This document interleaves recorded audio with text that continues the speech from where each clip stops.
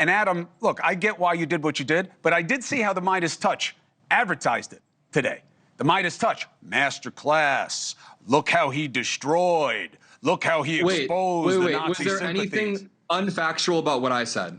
Can you name one unfactual thing? No, I'm talking about how it was hyped. What you said was all true. Wait, the MeidasTouch tweet, I promise you, the MeidasTouch tweet was a transcript of our wording, and then the owner of MeidasTouch said, Adam Mockler put on a master class because this is a guy who supports me, and he thought I did a good job. But this is not us trying to spin. I know, but it's not a master class because what that suggests is this is how you take them down. And I think that that is part of the problem. Shouldn't be easy to take someone down by asking them if they condemn gas chambers. It's not about the substance. Not surprise you? It's not Here's the why substance. it went viral. Here's why it went viral. Because you suggested the guy's a Nazi. That's why it went viral. Yeah. Wait, no, I did not. No, not you. I'm saying his lack of answering suggested that he was okay with it. That's why it went viral. You just said that I suggested he was a Nazi. When I never did that. I mean the content. Not you. Okay, wait. You weren't. This went viral based on the actual bearings of the clip. He was acting very, very, squirmy when I asked him a very simple question. And then you know what happened? Stephen A. Smith immediately said, "Hell yeah, I condemn it." And then even he said, "I condemn it." So then I brought it back and said, "You can condemn this, right?" The idea that I spun this to go viral is not true whatsoever. No, I'm not you. I'm talking about how the MeidasTouch used it, which is how they should use it, because that's what trips the algorithms. Really quickly, can I respond to one more thing? Adam, if I had a problem with you, and I'll give you the last word. If I had a problem with you, we wouldn't be talking right now, right? I would have just called you up and said, "Here's why we're done." Yeah.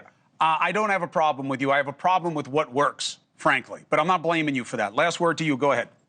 Yep, the clip that you're referring to about the master class, I was actually talking about the algorithm theory that I have, so it was a bit different than me just owning him. I don't want to turn this into a partisan tit for tat. I think that Ben and I actually agreed on some solid stuff. We want to tone it down. I just think that, as you pointed out, when Ben tries to point at Democrats not condemning this, it's very easy to point at J.D. Vance. Like, this is a high position of power. This is the vice president. And when he's playing games and not strongly condemning this, it creates the permission structure for young men my age who are already confused and have a lack of moral clarity. A lot of young men. Chris, let me say this about JD. I got to jump. Go ahead, Ben. Yeah, I think JD, the reason why JD said what he said is because I think it's so maddening, and I'm one of those, to watch a guy that could become the attorney general. All right, I needed to hop on and talk a bit about this viral drama that I've been a part of over the past 24 hours or so. If you missed my video from this morning, or if you haven't been on any social medias of mine, I did a town hall with Chris Cuomo, Stephen A. Smith, Bill O'Reilly, and then Charlie Kirk's best friend and executive producer was on stage with us. I asked him for a moment, do you condemn the Young Republican group chat that came out? They weren't young, they were like 30 to 40, but it's called the Young Republican group chat, and he wouldn't condemn it. He was super confused, and he just, the entire time was like, no, I don't know what to say. We could talk about this later. This should be the easiest thing to condemn ever, and everyone else on stage did condemn it. Over the past 24 hours, this has raked up like millions of views across Twitter and YouTube, maybe even 10 million at this point, I don't know. Everybody has been sharing it because it's an absurd clip.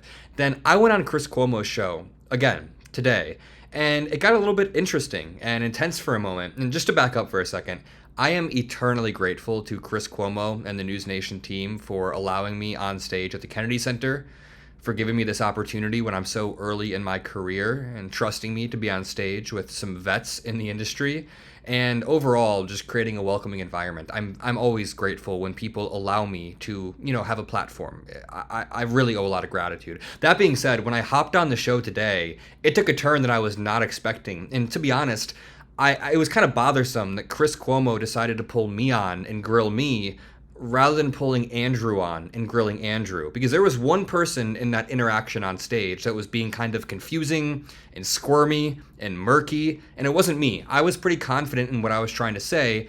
I even condemned Jay Jones and his tweets. It's not hard for me to do. I found his texts. I found Jay Jones' texts from a few years back to be pretty despicable. I'm not saying they're worse than Republicans. I just said that, it's not a good text to send, right? So I went on this show, and Chris Cuomo kind of tries to burden shift. And burden shifting is when you try to shift the blame in a way.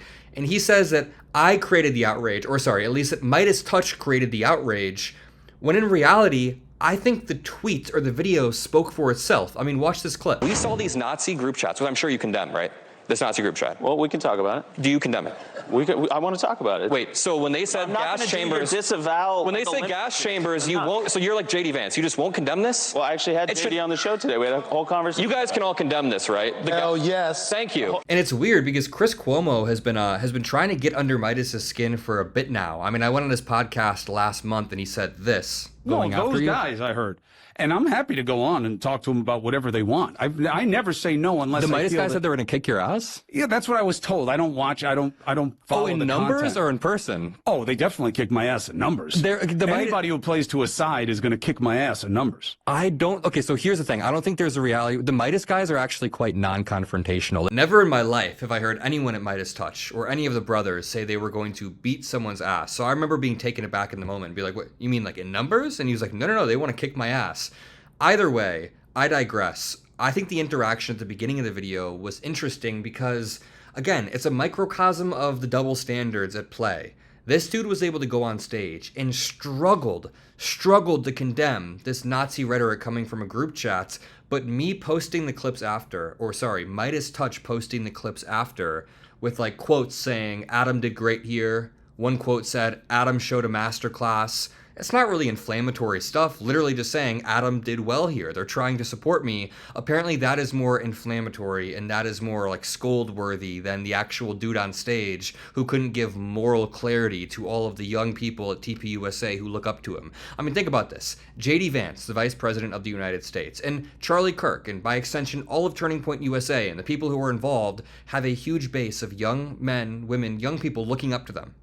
And people of all ages, but I'm just talking about the young people who are part of Turning Point USA, and that's Charlie Kirk's friend that I was on stage with. The young people who look up to JD Vance don't have a leader with moral clarity telling them not to say this or not to say that. They have these people who are muddying the waters while there is Nazi stuff written in group chats. Now today, Jay Jones did a debate for the Attorney General position in Virginia, and he came on stage and immediately said, I apologize. I am ashamed. I am embarrassed for what I said. And honestly, I believe him. I think he probably is a little bit embarrassed and ashamed. He said something edgy a few years back, and now it's, biting him and his family in the ass.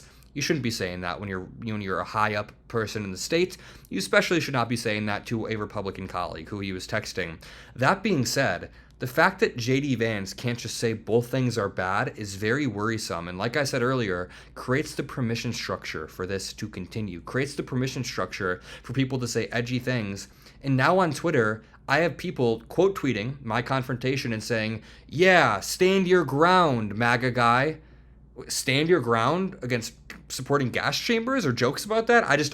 It's not jokes anymore. When we have this coming in a top-down manner, and we need to be calling this out with a lot of clarity. So if you appreciate what I do on the Adam Mockler channel every day, and you're excited for the debate show we're starting and everything, then make sure you're subscribed below. I'll see you on the next one, and peace out, everybody.